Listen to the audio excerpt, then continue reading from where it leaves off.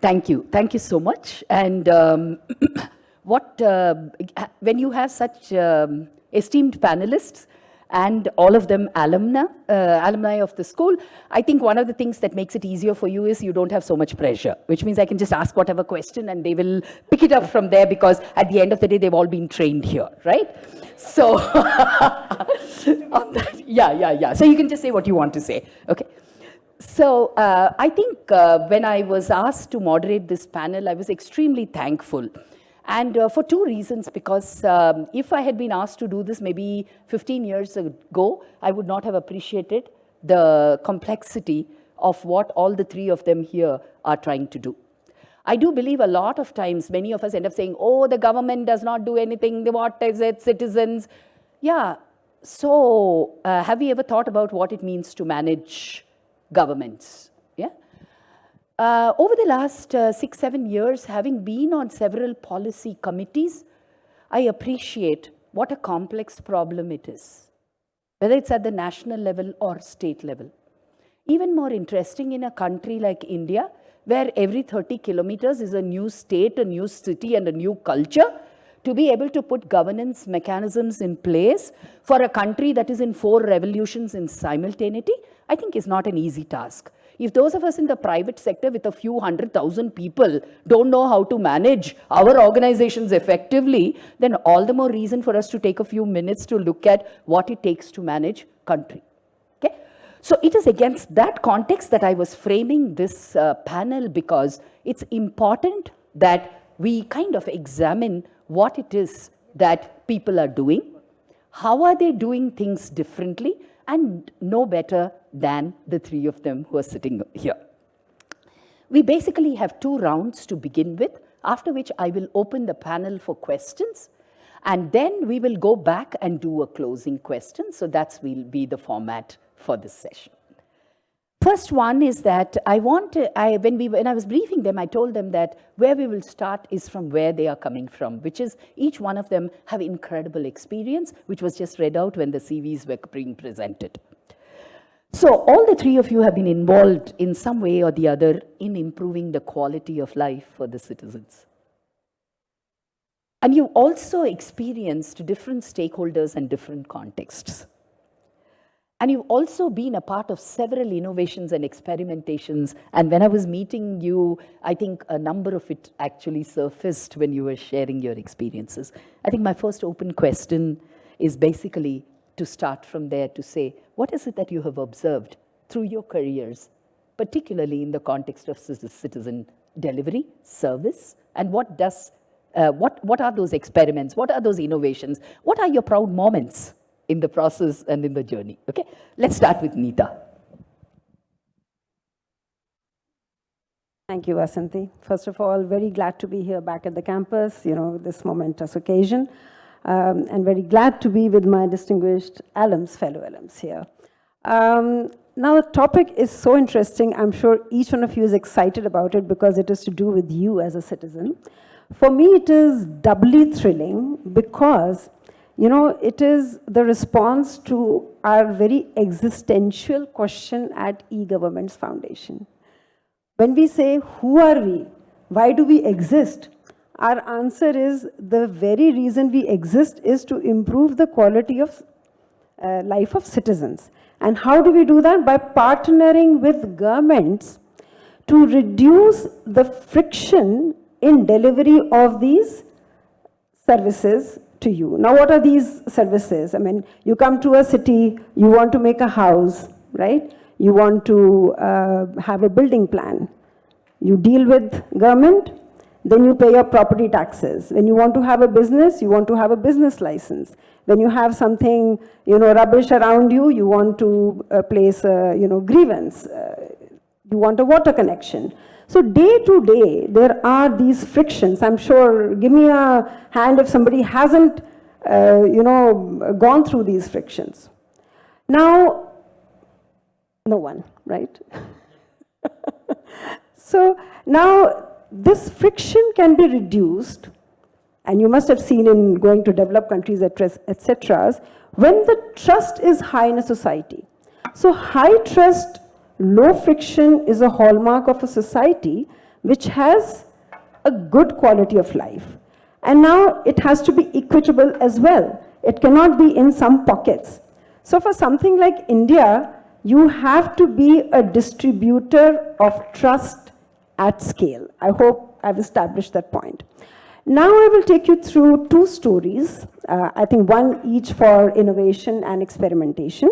Innovation one is something you all have felt during COVID times, right? When you all were getting your vaccinations, the government was making sure that the vaccines are available, each one of you gets vaccinated.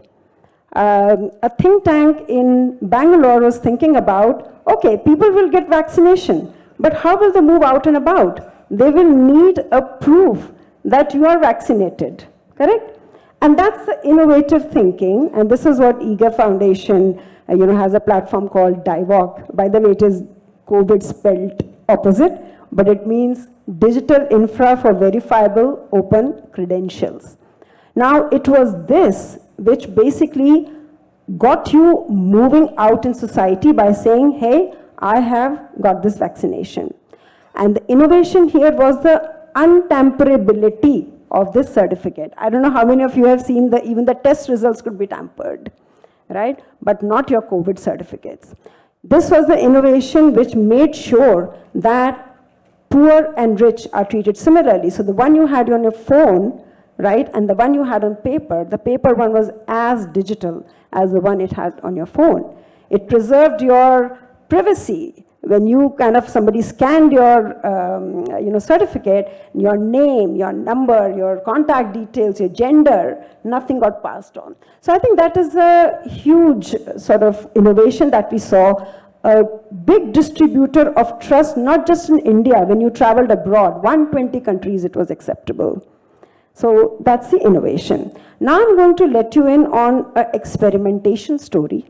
And this is something we were all discussing, how scale is important.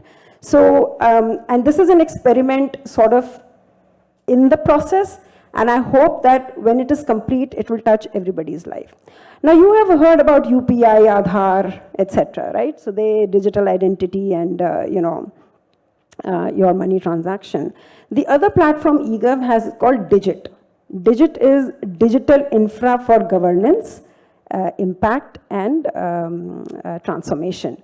Now what this does is, so basically, like I told you, why we exist is to improve the quality of the citizens. So eGov is not 20 years old, right? Till 13 years, we were actually working in the trenches of municipalities. We are in a lot of, like the Chennai basically runs on eGov Foundation solution. Entire AP runs on eGov Foundation solution. Now in AP, we achieved all that, and I think when you are delivering services to citizens, the government, you just said government doesn't do things and all. Now the government has to earn money. If you see the municipality, if they don't have revenues, how will they deliver? So in Andhra, the revenues increased from 500 to 1500 crores. The time that it takes to service your request came down from 91 to 21, etc., all that happened. And Chennai, again, I have an incident where, a friend said when his mother passed away that, to get the death certificate was like a charm because, at that point when you're emotionally choked, it is very disturbing to have those. So point I'm trying to make here is to help you get the gravity of the experiment now that was done. In the last 6 years, while all these solutions were working very well in AP, in Chennai, and a handful of other cities, India has got 4,400 cities. So when we talk of scale, you need to have similar thing in all the cities. Why should it be restricted to these? So there were 3 bets which were taken, and I'll talk about that. In terms of... To wrap up in 1 minute. Okay. So the technology bet that we took was we basically changed the technology to modular, right? So now it is like Lego blocks which are available, and like you said, diversity, etc. So every city can take build their own solutions.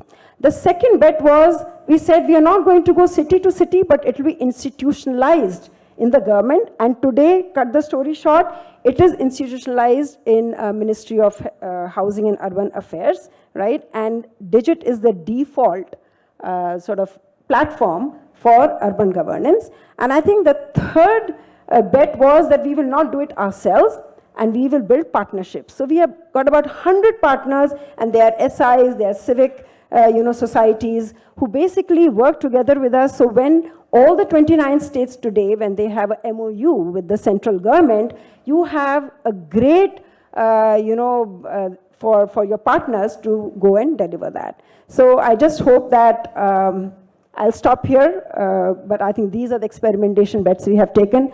By 2025, we are hoping all the 4,400 cities will come on board. Today, it is about 3,000. So I'll stop here. Okay, thank you. Thanks, Neeta. Yeah. After this, we'll just go to Pratap and then over to you, Revati. Thanks, Professor Vasanthi, and maybe at the outset, thanks IIMB alumni for inviting me, and but I'm dreaded because with these 3 women leaders being here, and I'm the minority, so that's one observation. So, yeah. So that's one part. But anyway, so from the lighter vein, carrying it forward from the previous topic, I was just happened to look at the title of the topic, Sustainable Leadership in a VUCA World. And I think possibly as a civil servant and as a police officer, I think there's nobody else who would deal with VUCA world more than what we deal with on a daily basis. So with this background, possibly I would like to share with you a couple of anecdotal examples, what we look at when we talk about delivery of services and improving the quality of life. And let me assure you, this is the only organization where when you are in distress or when you are in dire necessity, you require the services of police. We interact at that intersection when people are not in the receptive mode to receive the services, but they are more critical and more constantly under scrutiny, and where our services are being scrutinized. What is that we are doing differently over the period of time and what we have spent in this past few years? Let me give 2-3 examples, and I stop there and possibly taking forward and based on the interaction. One of the biggest users of technology, which if people are not aware, is police department as on today. Leveraging technology and using it for the purposes of bettering the civil services delivery to citizens. Today, Bangalore City, the Hoysalas, the police control room vehicles, and which you must have read about a couple of days back, the Commissioner of Police gave a news bite, and through their social media campaign saying that the Bangalore City Police response time is 7 minutes. From the time a call is made to the police control room, the police vehicle and the police personnel would reach a scene of crime or the reported incident in 7 minutes time on an average. Now, this journey just did not happen overnight. We commenced it in 2015. And when we commenced, our promise to ourselves before we came out to the public was 15-15. We respond to your call, we answer your call in 15 seconds. We would like to respond to it in 15 minutes. And it was launched with about 275 Hoysala vehicles covering the entire city. Now, from there we came up to 7 minutes in over 7 years period, from 15 minutes to 7 minutes, which is very, very creditable, let me assure you, and you can check out, go back and look at it. Now, do you mean to say that this 7 minutes was achieved with any additional rolling out of manpower or vehicles? Again, let me share with you a little detail. From 275 vehicles, in fact, we reduced it to 239. Still, we achieved 7 minutes. All this, partly some of the help and all that goes to the faculty here, which we learned here from the OR and linear programming and what all we did. And we analyzed the data, we crunched the data, we used AI models, we used ML models, and we ensured that the placement of the vehicles are done in such a way that you efficiently use your resources and divert the resources to do other services within the city. This is one of the examples which I would like to share from the services delivery. Second, I just gave a call to the regional passport officer today morning. You were all, like each one of us, are part of that loop where you apply for the passports and all that. On a monthly basis, the number of passports that get serviced within Karnataka is more than about 75,000. And each one of them, again, have to undergo a police verification process. Now, this is one area where the seamless transition and flow of data between departments have happened as part of the Passport Seva application. And where the police, and it was on record if you go through our timeline on social media, where we say, the Commissioner of Police and the DG of Police, we say that if your passport doesn't get verified in 7 days, please give us a call and give us a shout on our social media, and we will respond. So today you don't have to run around to police department and saying that please do our verification and to do that, and passport office to do that. So this is a second example where the quality of service and delivery of services has improved. So there are numerous examples. What Neeta touched upon, UPI and various things. And finally, I would like to share with you, when the COVID happened, that was one example that is being drawn. COVID lockdown comes on 24th of March, and it happens and nobody knows what hit them, including police department. None of us have any clue. But suddenly we realized that, and we were sitting with our leadership team in police, and we realized that how do you manage the city, because the services have to run. And how do we ensure? We sat down, quickly reached out, and maybe some of it helped that we worked with the technology industry, reached out to NASCOM and found out some partners, and we found out partner in MyGate, some of the people. And in a week's time, we developed a pass delivery application. We named it as Karnataka State Police Clear Pass, COVID law enforcement assistance to residents of Bangalore City. And we rolled it out in a week's time, and more than 11 lakh passes for the essential services and essential services supply was rolled out in Bangalore by the 30th of March 2020, and subsequently the same solution was taken out. So these are some of the attempts that are being made. Yes, we are under scrutiny, and there are a lot of news that would come up, but we would, I think, maybe in the next round. Thank you. Thanks, Pratap. And I think we are now getting a sense, right? It's important because many of us, I think, in this room would not recognize some of these stories. We have experienced, but for it to kind of just reflect. Now we're going to have Revati actually coming from exactly the other side, looking at what citizens and body of citizens and what can we do to make a difference. Over to you, Revati. So I run a voluntary organization. This is a parallel part of my life. This is called BPAC. We are 10 years old, and it's a few of us, Kiran Mazumdar, Mohandas Pai, few of us, Jairaj, was sitting at one point and saying, we are always complaining, why not we create solution providers? And why are we always complaining this is not happening and that is not happening? We must create, the citizen today is extremely disengaged. And how do we make them more engaged? And you have to have a process for engagement. We all know, even if you have an alumni, how do you engage? There is a body of alumni, but you have to have a process. So that journey started with a very unique experiment, which has lasted for 10 years now. We started an incubator, first of its kind ever, I think, definitely in India. And I don't think we have had people coming from Japan, US, Oxford, etc., to come and study our model. It's a very unique model. We have created a cohort. 7 batches have passed out. It's a 9-month program. It's not a small program. It's a 9-month program. It runs like an IIM program. They have an entrance test. They have to write. They have to answer questions. They go through a group discussion. The whole process. And the selection panel will be some expert, governance experts from outside. There will be one alumni and one earlier, of course, the earlier batches didn't have alumni, but we have 7 batches now. And then there would be a faculty member. So this is how it's a very dispassionate selection of the people. The surprising thing would be education is not a bar.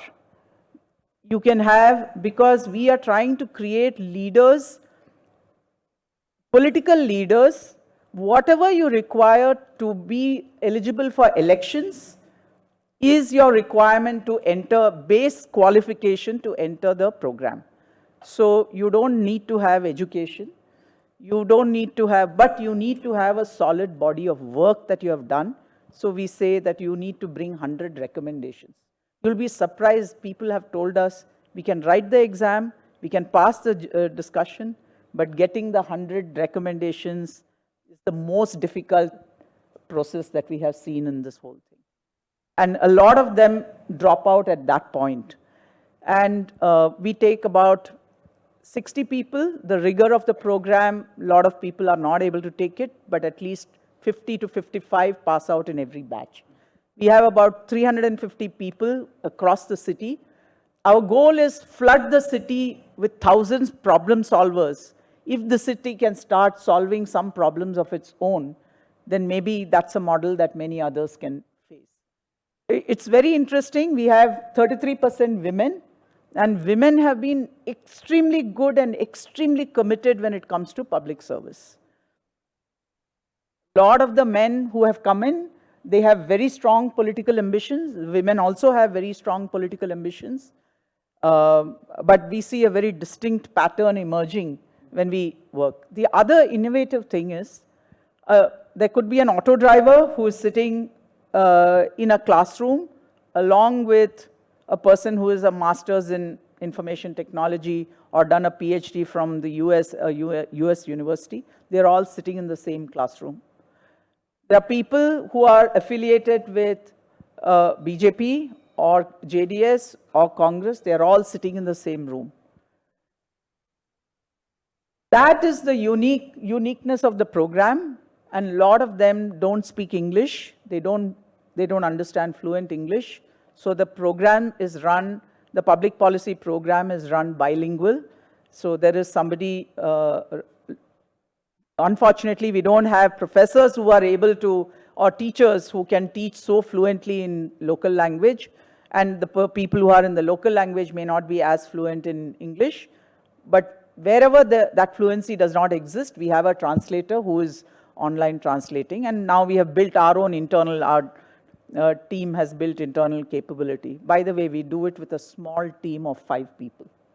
And every other piece of work is voluntary. It's a 9-month program, Saturdays and Sundays, and 3 months is classroom. And after that, they have to actually go and solve a problem at the field. And that is the amazing thing. And during COVID, it is these warriors, 350 warriors that we have, who were pressed into action for last mile delivery. The government used to call us on a daily basis. Please have this delivered. Please ensure that the food is delivered to such and such. Please, because they know that our people have that last mile connectivity. We used to get flooded phone calls from CSR partners to say, we don't know how to reach the last mile, because these people knew how to reach that last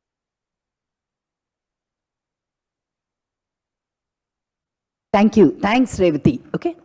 Different perspectives, see the compelling work that they are doing. I want to now move into the next question, which is, and I'm hoping shorter answers from all of you. Okay. Okay. So what we will do for this is go start from Pratap.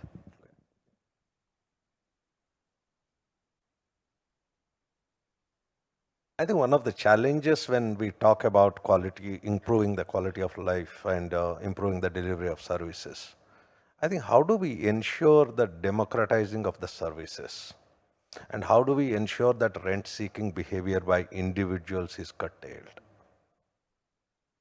Now, let me give an example from Bangalore perspective. Each one of us keep complaining about traffic, and which is the biggest manifestation of the urban apathy and urban growth and the success of Bangalore that affects us. What is it that tells us the problem in the traffic? Primarily, it's emanating from the rent-seeking behavior by each and every one of us who build our own house, who occupy premises, who violate building laws left, right, and center, where parking is supposed to be there as part of the building, nobody uses it for parking, but the parking comes onto the roads. Now, can it be controlled by enforcement, or are we looking at something more?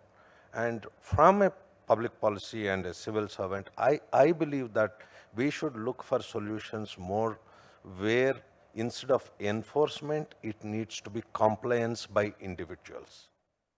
Can we nudge individuals towards compliance by implementing various systems? I think this remains the most fundamental questions, irrespective of the field, whether it's urban governance, health delivery services, police services, whatever. In police services, just to flag it from a traffic perspective, the Bangalore city has 14 million population, a total of 25,000 police personnel, out of which 20% of them are devoted to traffic duties. And the clamor for increasing the traffic personnel is so much. And nowhere in the world the traffic personnel percentage would be as high as this. Now you are trying to fix the problem by addressing some symptoms from the police side, but more fundamentally, it is behavioral. Again, the previous panel was talking about the behavior, and also secondly, the compliance part of it. How do we ensure that the compliance? Maybe one example, what we did, and I stop it there and open it for the question and answer later. So some of the, about 50 junctions, major traffic hubs in Bangalore city, we have implemented AI-based solutions where today police won't enforce and try to raise a challan saying that somebody you are violating and you are caught.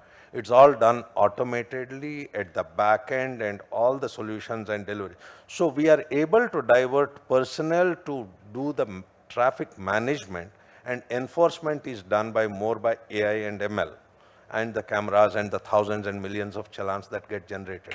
But we would like to go further in the sense that how do we ensure that this nudging of citizens not to violate, how do we do it? And possibly it's a PPP collaborative mode with all the industries and management experts sitting here, and how do we open up and ensure that this is achieved? So like this, there are many number of examples, but I would stop here in the interest of time and open it up. From there, here. So that's very interesting what you talked about, Pratap, because I think when it comes to citizens' quality of life, right, I think because public services are delivered through a layer of people, right, so at least we find when we look at municipalities and we kind of say, kuda nahi hat raha hai yahan se, no one is picking this, or, for property tax, you have to stand in queues, or go through all the water connection you're not getting, etc., etc. I think what we find is if you do that, it's not very difficult to see when you go to municipalities, they're always understaffed. There are people who are underskilled. So I think the focus is also on making this layer of service delivery people more stronger, so that they also have dignity of work, and then they're able to, like you rightly said, productively they could see where should I give my time. I'll give you a small example of real, this thing in Andhra Pradesh. There is Adi Lakshmi. This is really what we talk about, at eGov. Now she is a community leader, not really a community leader. She's slightly educated, more educated than the people around her. And there is this, Nala, which is full and dengue problems and all that stuff. Now there is this Purvap Seva in Andhra Pradesh where she goes and she logs the redressal. And within 24 hours it gets cleaned. Now how did that happen? Because this layer of people who deliver that service also had that technology to be able to kind of get her input of the grievance, where that person is, to kind of see, okay, where my personnel are, where to send them, etc., etc. So I think that's one thing we really focus on in terms of, but that's a huge challenge. And again, we talked about the scale. How does every municipality, we know the problems they don't have money, but they have to deliver all the services to us. And how do they make their, so recently we did a field trip in Odisha, and when we checked with people now, a very good example is actually building plan. We all talked about, we all make a house, and in our lifetime we have to go through these building plan approval. Now, it takes on an average 250 days to get your approval. You talked about the rent seeking, you talked about person going from department to department to get that done. So one of the modules that we had was about building plan approvals, and in Odisha they said, sir, it just happens automatically. All the notifications to other departments go automatically, etc., and it just gets done in 50 days. And then we talked about, okay, what about the revenues? They said 4 times ho gaya. So I'm just saying, these are the challenges which are there, but technology is just a means of that, and how we direct our personnel now into more productive things, I think that's where it is. Thank you. Over to you, Revati. So challenges are plenty. I don't think we are short of challenges. I only wish every department, like the police department, Bangalore Traffic Police, police department as a whole is one of the best in the country, I think. And the kind of citizen-centric thinking that they must provide 7-minute delivery is something fantastic. Unfortunately, we can't say the same about mobility. And we know what is the kind of traffic we had. We had the city just caught unawares just on September 27th, where 3 lakh vehicles came on the road and the traffic got jammed. And we have Trevor Noah having a lot of fodder for many of his future sessions. Unfortunately, every department is not working at that same pace. And I'll give you a small example. We worked very hard. We've been working for 5 months. Unfortunately, the September 27th was a disaster. But immediately after that, the program that we were working for 5 months to create last mile connectivity took place. And 37 buses, after intense work for 5 months to convince the department, BMTC, to provide buses, we got 37 buses put at a 5-minute frequency. So from KR Puram right across the entire ORR stretch, which was completely choked, today has a 5-minute frequency bus every, all during peak hours, 8-minute frequency during non-peak. But that required intense effort, and the traffic police, Anuchet himself confirmed that traffic has come down by 15%. So that's a big achievement with a simple intervention. But it required intense work, and Professor Rajiv Gowda helped us a lot because of his status and all of that, cabinet rank status. He was able to pull various departments. The interdepartmental coordination is the biggest issue. The second point that I wanted to highlight was, that was the success. And the counter to that, we said, oh, and the press carried it, and everybody said, this is a great thing, and we must have, the department has not added a single bus in the last 7 years. And look at how the population has literally doubled in the last 10 years in Bangalore city. So that is the kind of infrastructure deficit that we are facing. And when we ask the limited thinking that is there, which says, oh, we are providing metro, then why do you need a bus? But the metro doesn't get to even 5 kilometers, within 5 kilometers of your house. So how do you get from the metro? So that kind of integrative thinking, the way Mr. Reddy spoke, how do I put the citizen at the center of delivery of a service, and not just say I'm providing infrastructure and nobody is picking it up. They're not picking it up because you're not thinking of the citizen as a consumer.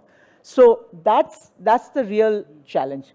And just one point, migrant labor during COVID was the biggest issue the government faced, because they reached out to us and said, can you contact? And we tried, and we realized there were at least 7 layers of intermediaries before you got to the final layer to find out who was actually behind them. There are lots of stories, but I'll stop at that. Okay. Thank you, thank you. Let me just turn this over to you for questions. Would prefer if you have specific sharp questions. I'm sure all of us have points of view. Deeply appreciate. You can take it with the panelists after this session. But if there are specific pointed questions, yes. Phone here, please.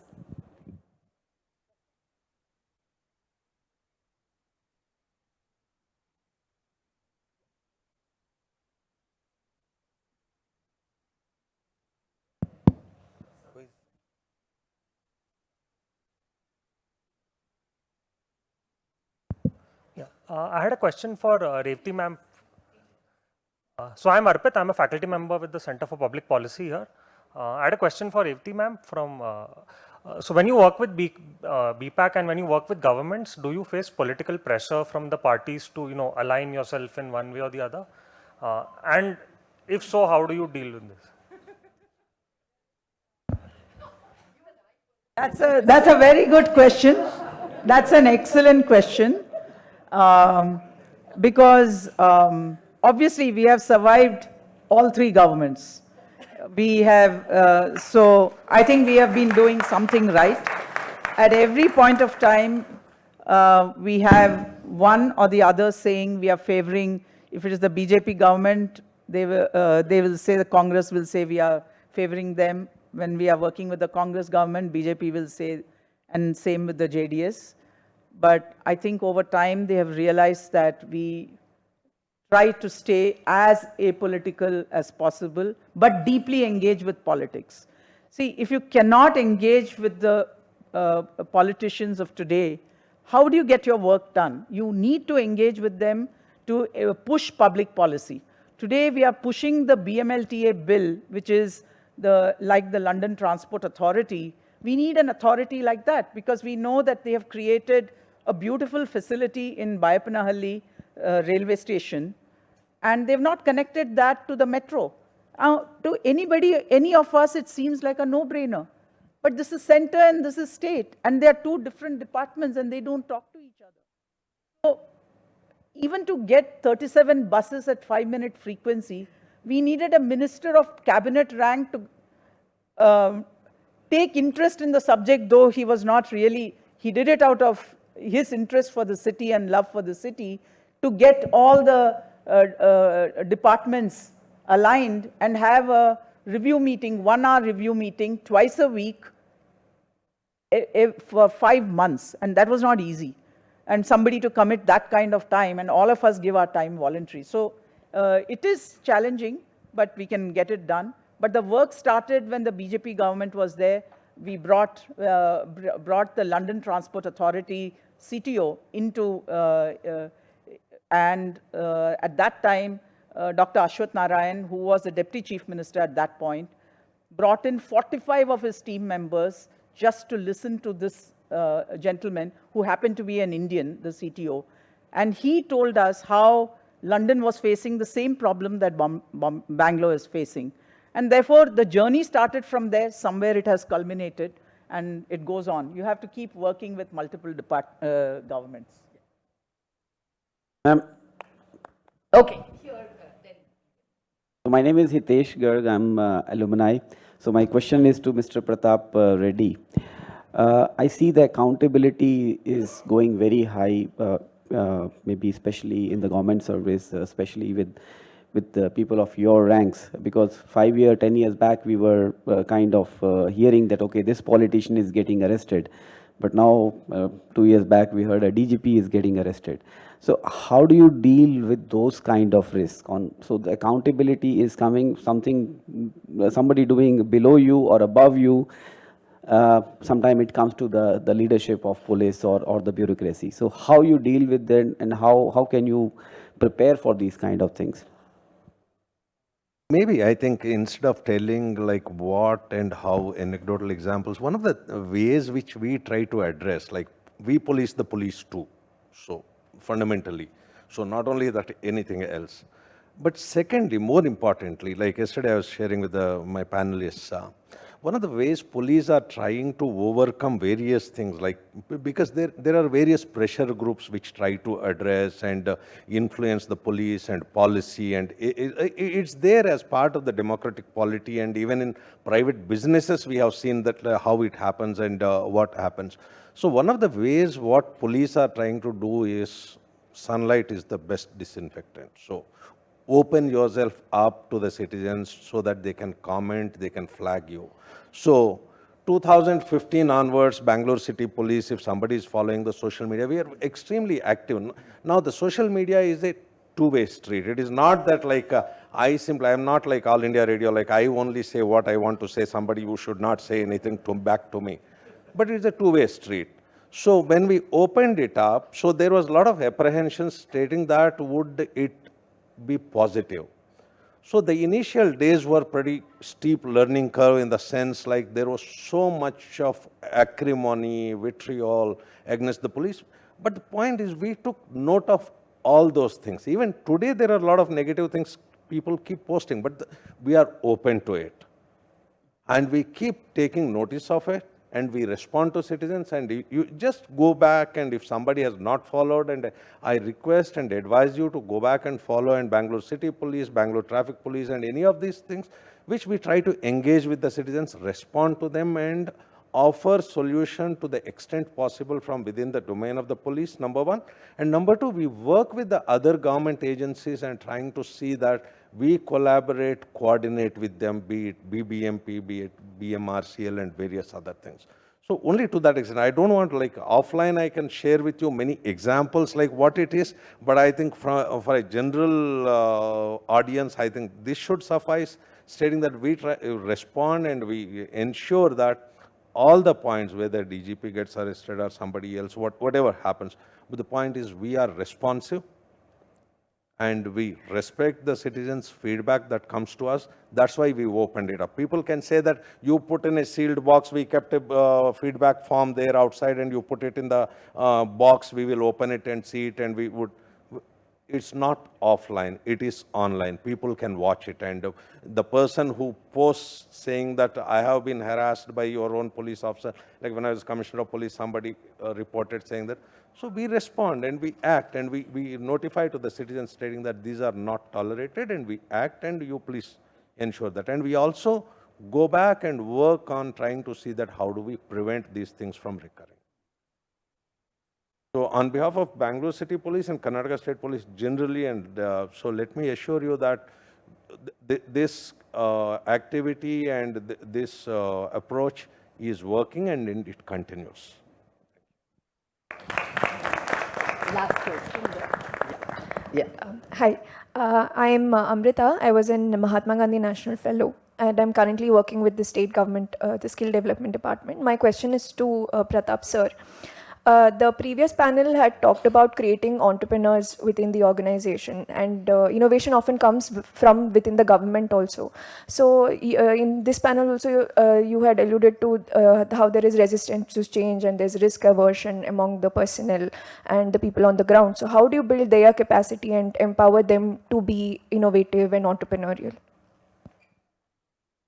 Again, like it's a work in progress, and so when we said we opened up for the citizens to flag it, there is a similar exercise that goes on within the department where, like, possibly maybe again, like I don't want to boast too much, because see, if I quote some of the examples, obviously they are the positive examples which have worked.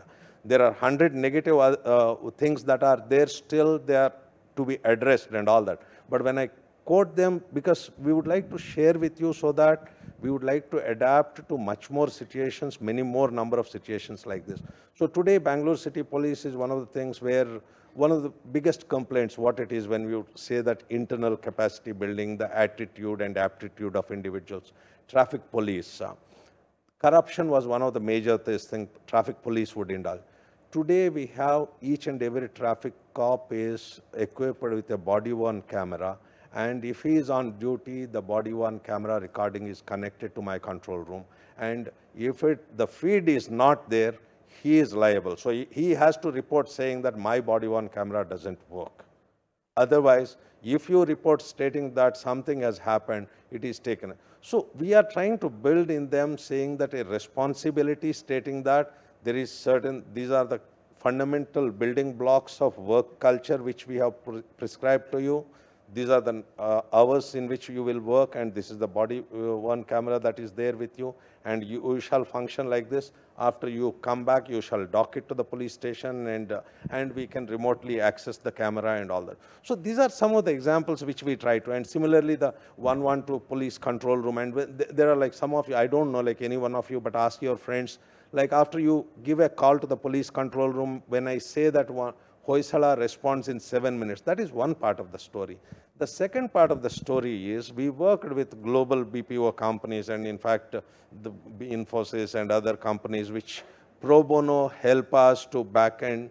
So we have the customer satisfaction call that goes on to the person who sought the police services from the control room. So we call back the citizen who called us stating that, did our service satisfy you? Did you find that our people behaved well, and what it is? So we have a complete audit mechanism that is available and which we see it. So all these attempts are going on and everything, but still, as I said, like, you will get to know the negative stories only. The positive stories don't get covered. On that note, I think you now realize why it was so important that in this panel, the focus was on innovation and experimentation, so that it gives these people an opportunity to present perspectives that often we don't think about. I'm just mindful of the time, and therefore I'm going to pause the question. Is that okay? Nobody has the mic in their hand, no? Great. Okay, thanks, Baswa. Okay, on that note, the last round of question, really, here are a bunch of people, citizens first, before they become consumers, employees, and all of that. What do you think we can do? And quite honestly, the three of you are quite inspiring in that way, but I think you can give it as it gets, because I think they can take it. What do you think we can do? Because Gandhi once said, be the change you want to see and all, and I don't see too much change in this room, okay? So you may want to start from there to just say, what is it that you want to leave us saying, what should we be doing differently? Revati, you want to go first? Go. Okay. So I think as citizens, we are providing a platform to engage. If you engage our experience with a lot of political leadership and bureaucracy has been very good. It doesn't move fast enough the way we want it to, but it moves in the right direction. But it takes a long time. You have to have patience. So that's what we've found. As corporates, I brought this because specifically I thought I must inspire. This was supported by CGI in the city, who wanted Bangalore to be a safer city. They have been with us for 4 years supporting this program. Through Tech for Good, they have helped us develop technology to audit these facilities. As we speak, another set of team members are presenting to the MLAs, and Madam Jija Hari Singh is going to be there inaugurating that program. And this report is getting released. It has audited 2 constituencies. This is the 4th in the list, 298 places audited for safety, and we are presenting it to the government and the local MLAs so that they can, this is micro level information, they can do this. The second one is mobility, which we take up, which was supported by Uber. We looked at policy issues, last mile connectivity issues, and many other issues which are, and technology issues which are, we are still fighting with the government on open technology, for open source technology, for making sure that information from BMTC and from various others is available on a platform, but, and then private sector can build good modules on top of it and ensure that last mile delivery of mobility services are available. We're very thankful for Uber to have supported us. And we are working through the solutions with the government. Again, it takes a long time. This was just pre-COVID, we started this. And we are still working through the solutions with different arms of the government. So it takes a long time, but we need to do the research. We need to do that action-oriented research. There's not enough funding to support this kind of stuff so that we can actually go with policy recommendations to the government, very actionable, not theoretical. And as we speak right now, we have a bunch of Mount Carmel students, 12 of them, in our office, working on last mile connectivity solutions for Shivaji Nagar as part of their public policy program. Over to you. So your question was what? Yeah, inspire them, tell them what they should do. Okay. I think this audience from Bangalore is probably the best in the country, because I've seen whenever it is, about our lakes or roads or bridges, you're always out there. So it'll be like, nothing much to say. But I think definitely I would drop in something that when we are working on these, like I said, we at eGov are really working to make the lives of the citizens better. But there is a friction here sometimes when you work with governments, like you said, rent seeking, etc., right? transparency is not a great word, sometimes. And I think that's where citizens, when they find that something is good, something is working, I think they need to really be behind it. I talked about this building plan approval. Actually, when it was implemented, the government took it away. It was only with people and architects coming on the road, and they protested, and they said, this is a system that works, that we got it back into it. So I think that's where the role of the citizens is very important. And I think another kind of aspect I see with audience like this is, we are solving very wicked problems, like you said earlier, very complex problems. So we do have a volunteer program, and we would encourage each one of you to actually participate, with us. Thank you.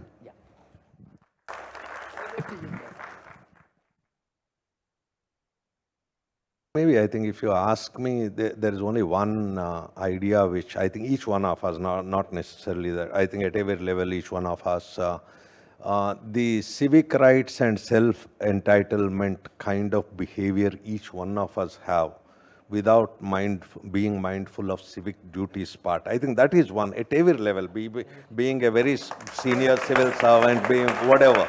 I think each one of us need to focus on this, and which possibly would really help in ensuring the delivery of services far better. Maybe suddenly what strikes me is the immigration queue lines in airports. So how most of you from here would have traveled overseas and all.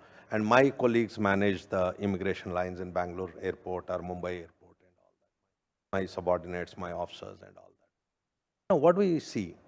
And let me assure you, the queue lines in India at immigration lines are among the shortest, and you can come quickly.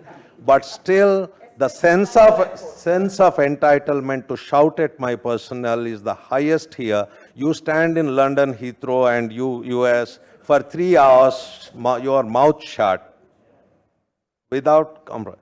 And here so I believe this is one which hurts me the most, in the sense like when we talk about the entitlements and rights we talk about, I think we need to be mindful of the civic duties, and in every aspect of it, be it garbage disposal, be it building construction, be it opening of a business, you are living in a residential colony converted into a commercial enclave, unauthorized. I think we all have a responsibility, and that is where we can try 100 things.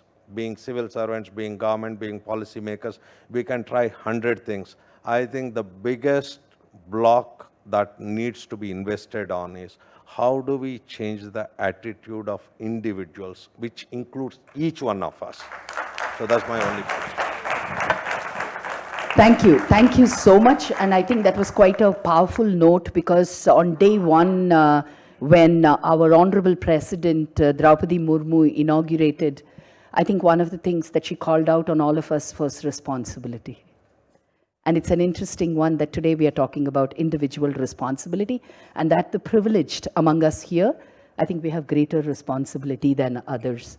And I think the second piece that was important is that social change rarely happens in one generation. And therefore, when all of them kept saying, you have to persevere, it takes time. 2015, we started, 22, we are able to see some little shifts. I think what all of us just need to do is to be able to appreciate that we could potentially be the generation that can do the social change for India. If with privileges, we can be this generation that has transformed India economically, I do believe that we have the power to be able to make it happen. Thank you. Thanks to my panelists for an incredible panel. Thank you. Thank you. Over to the organizer. Ladies and gentlemen, we extend our sincere gratitude to our esteemed panelists and Professor Vasanthi Srinivasan for their enlightening discussion. One correction, Madam Revati Ashok is the CEO of Bangalore Political Action Committee, BPAC. Apologies for the confusion, ma'am. Now I invite IMBA President Mr. Harish Mittal to the stage to facilitate our esteemed panelists and moderator.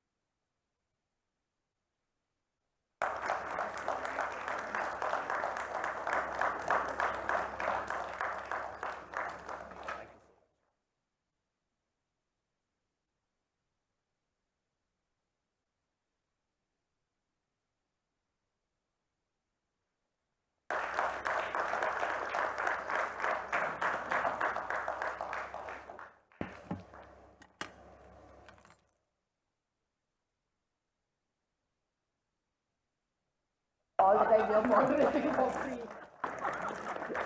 Thank you.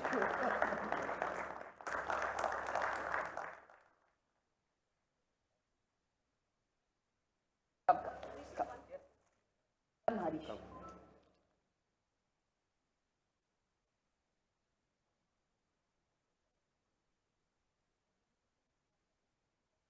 Do the balancing act. We've only lost.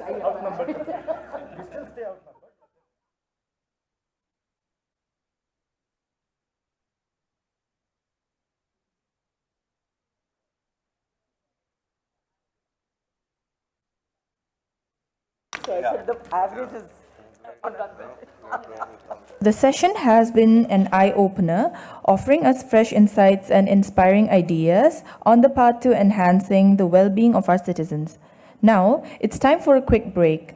We will have a 25 minutes break. Tea, coffee, and snacks are being served just outside the auditorium.